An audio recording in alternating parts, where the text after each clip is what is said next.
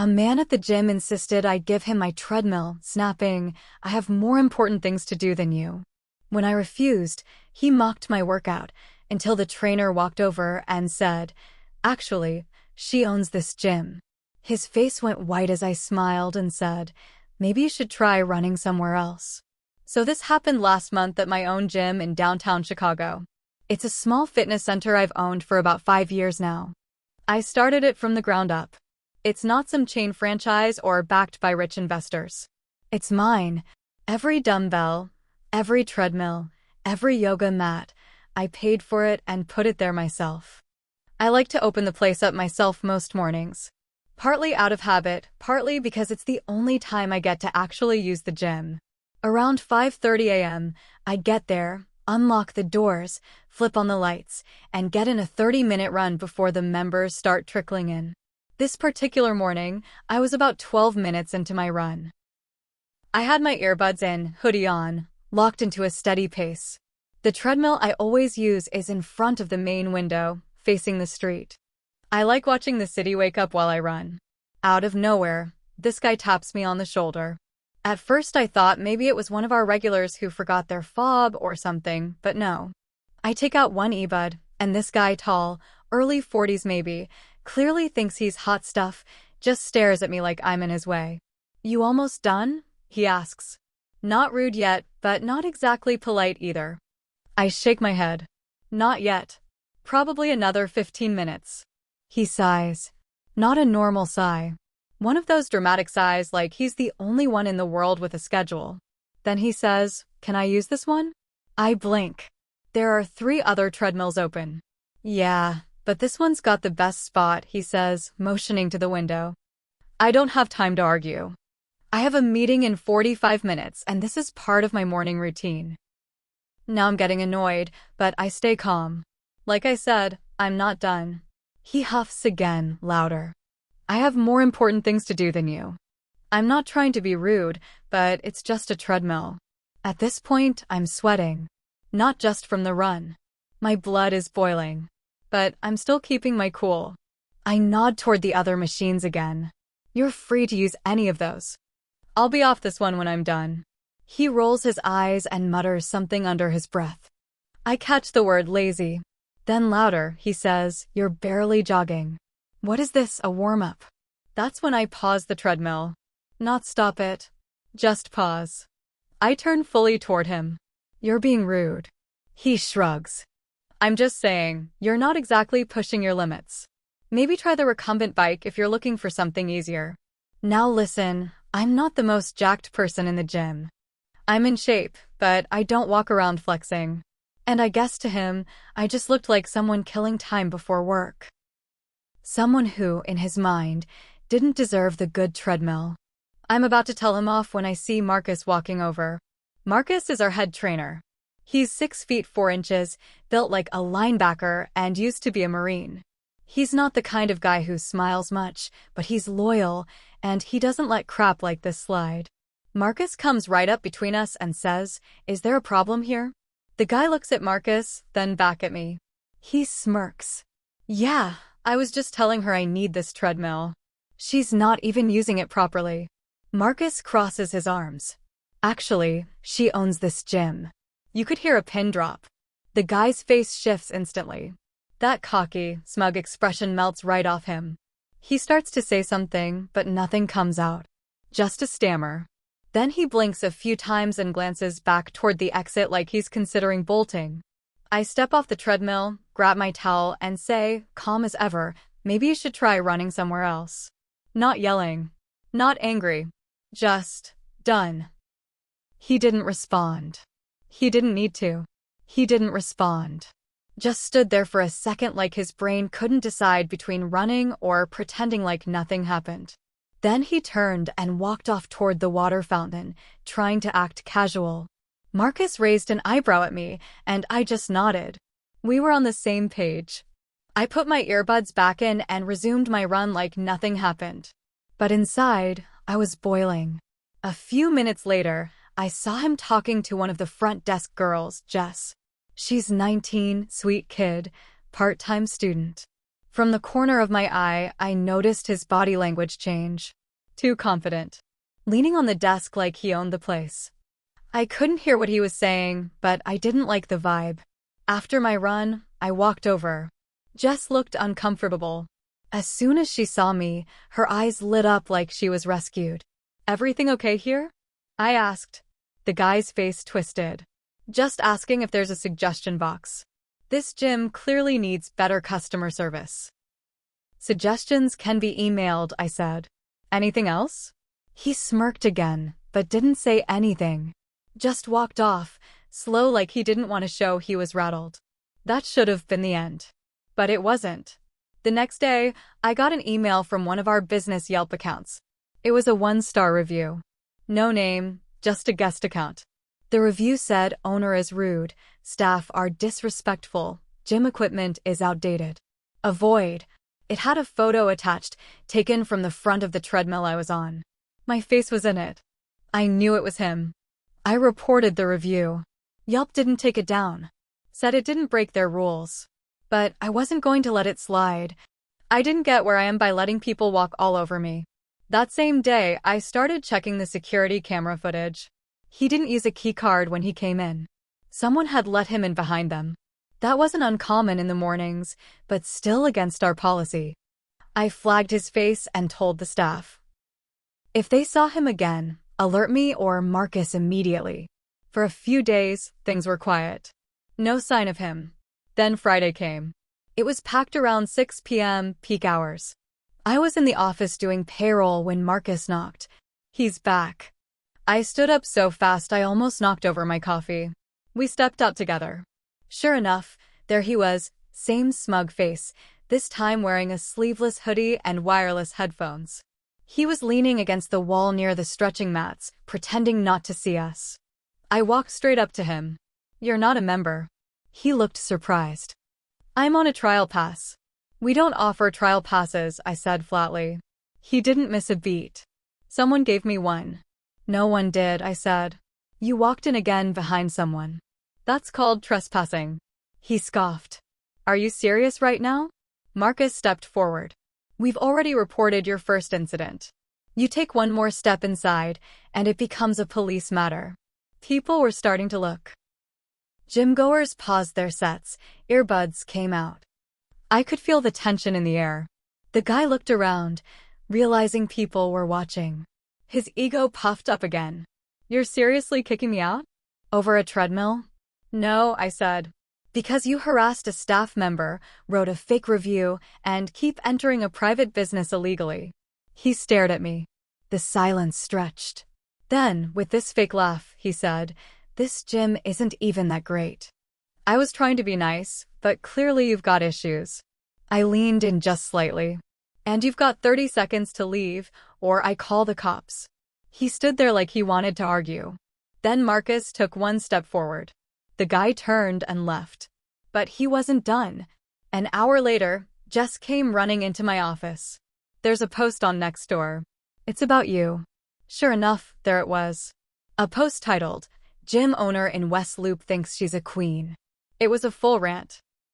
Made up stuff about how I yell at members, how I don't allow anyone to use equipment unless I say so, how I threaten customers for speaking up. It had dozens of comments already, half of them angry strangers jumping on the hate wagon. I stared at the screen, jaw tight. This wasn't just some jerk being annoying. He was trying to destroy my business. And he didn't even know who he was messing with. I picked up my phone. It was time to do more than just kick him out. It was time to dig. I started digging the same night. First thing I did was call an old friend from college, Benny. Benny works in digital marketing and has a hobby of deep diving internet footprints. Not quite a hacker, but definitely knows his way around the corners of the web the average person doesn't think twice about. I sent Benny the Yelp review, the Nextdoor post, and the screenshot from our security cameras. I didn't expect him to get back right away, but within 3 hours, he texted, "Got a name." The guy's name was Evan Cross. Benny found his LinkedIn, Instagram, and even his condo listing from some rental site. Turns out Evan was a mid-level sales director at a downtown real estate firm. Not high-level enough to be famous, but just arrogant enough to think he owned the world. The worst type. Evan's Instagram was public. That was a goldmine. Photos of him at the gym, flexing in front of mirrors. Captioned with junk like, grind set and alpha mindset only. Cringe central. But one post really caught my eye. He had tagged a gym downtown, claiming to be a guest speaker for their weekly fitness panel. I called that gym first thing in the morning. They'd never heard of him. He wasn't a member, wasn't a trainer, wasn't anything.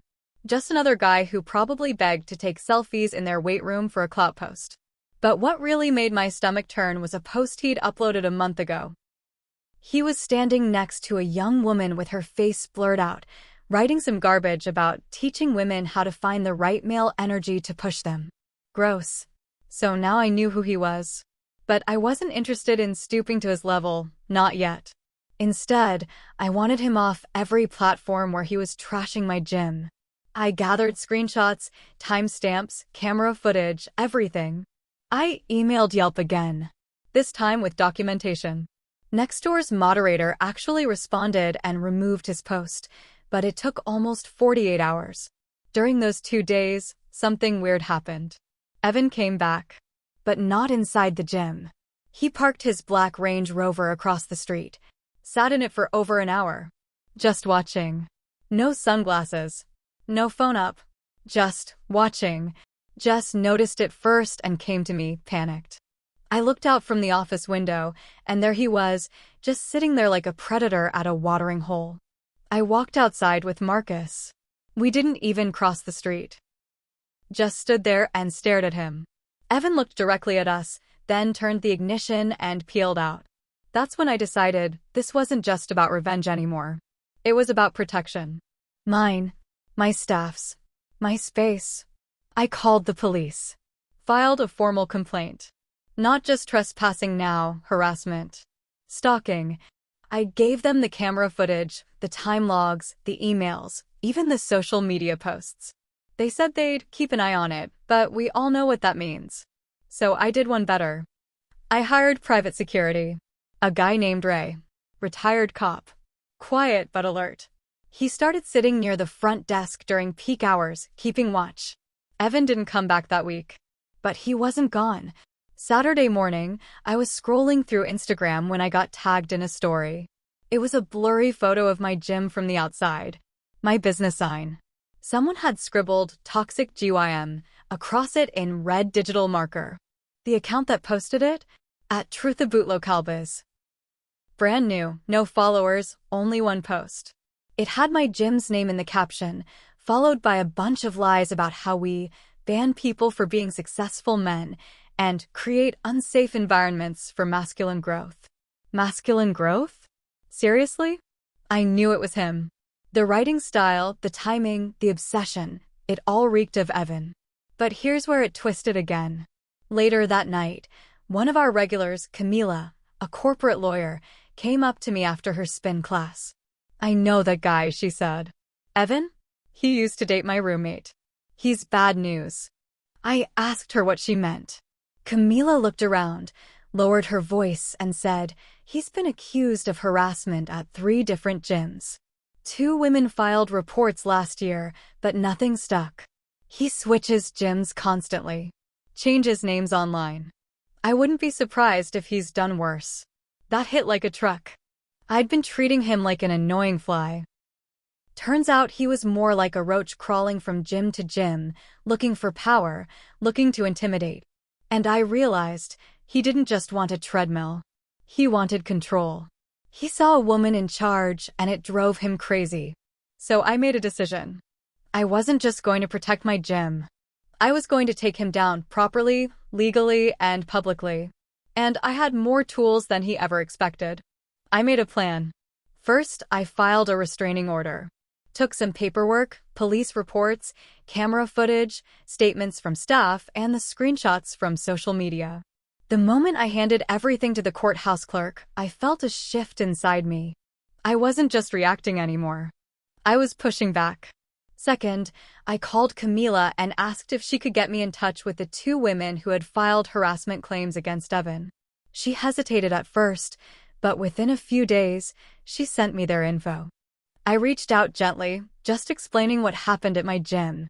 I didn't push. Both women replied. Both said the same thing.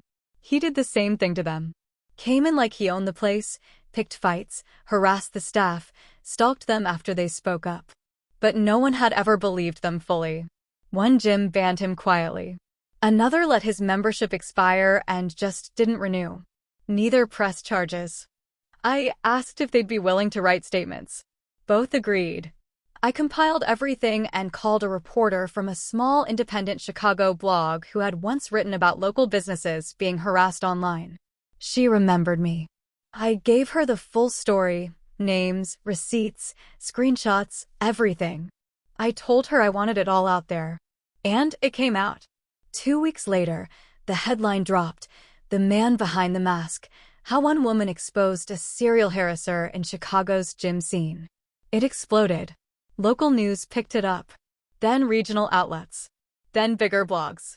The story was simple but sharp. One woman who refused to give up her treadmill uncovered a man who had been creeping his way through the city's fitness world for years. The article included photos. Not of his face, for legal reasons, but of his posts, the review, the blurred security footage, and statements from the victims. I didn't hide. My name and my gym were front and center. Some people said I should have stayed quiet. That I was asking for more trouble. That I was ruining a man's life. But I didn't care. Because what happened next proved exactly why I did it. One morning, the same black Range Rover was found parked 2 blocks away, towed and impounded for suspicious behavior. Evan was nowhere to be found. But police called me later that day to let me know he'd tried to file harassment charges against me. The problem?